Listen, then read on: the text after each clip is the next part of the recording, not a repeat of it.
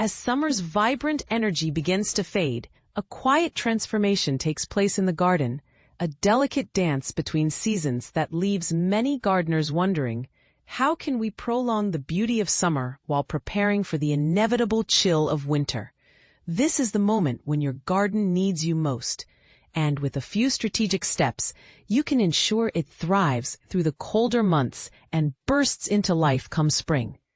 But here's the secret. It's not just about survival. It's about creating a garden that continues to enchant and inspire, even as the days grow shorter and the air turns crisp. Extend the summer's glow with deadheading and feeding. One of the most effective ways to keep your garden looking its best is through a combination of strategic deadheading and natural liquid feeding.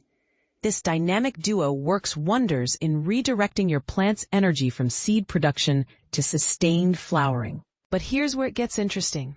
Not all plants respond equally. Summer bedding plants, especially those in containers, and late flowering beauties like dahlias, amaranthus, and roses will reward your efforts with an extended display. Even your kitchen garden can benefit. Think plump tomatoes and abundant French beans. The key is to avoid synthetic feeds. Opting instead for homemade remedies like nettle feed or high-quality natural products such as HealthSea, liquid seaweed feed. For a DIY approach, try compost tea. Simply steep a bag of homemade compost in rainwater for a couple of days, dilute it to the color of weak tea, and watch your plants flourish. Nourish the soil, nourish the garden. Early autumn is also the perfect time to boost your soil's health, ensuring it's ready to support next year's growth. The organic gardening mantra, bare soil is bad soil, rings especially true now. Left unattended, bare patches will quickly become a weed-infested nightmare, creating more work for you later. Instead, consider sowing green manures like phacelia, red clover, or buckwheat, which not only suppress weeds, but also improve soil fertility. Alternatively, mulch recently emptied beds with compost, well-rotted manure, or straw to protect and enrich the soil. And this is the part most people miss. By taking these steps, you're not just preparing for winter. You're setting the stage for a vibrant spring. Battle decay with vigilance. While autumn brings a riot of color, it's also a season of decay, making your garden more susceptible to disease. Here's the controversial part. Some gardeners swear by chemical treatments, but we believe in a more natural approach. Regularly inspect your plants, removing any diseased leaves or decaying flower heads to prevent the spread of mold and rot.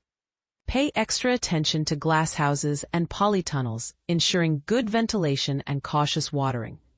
But what if we told you that prevention is not just about avoiding problems, but also about fostering a garden ecosystem that's naturally resilient?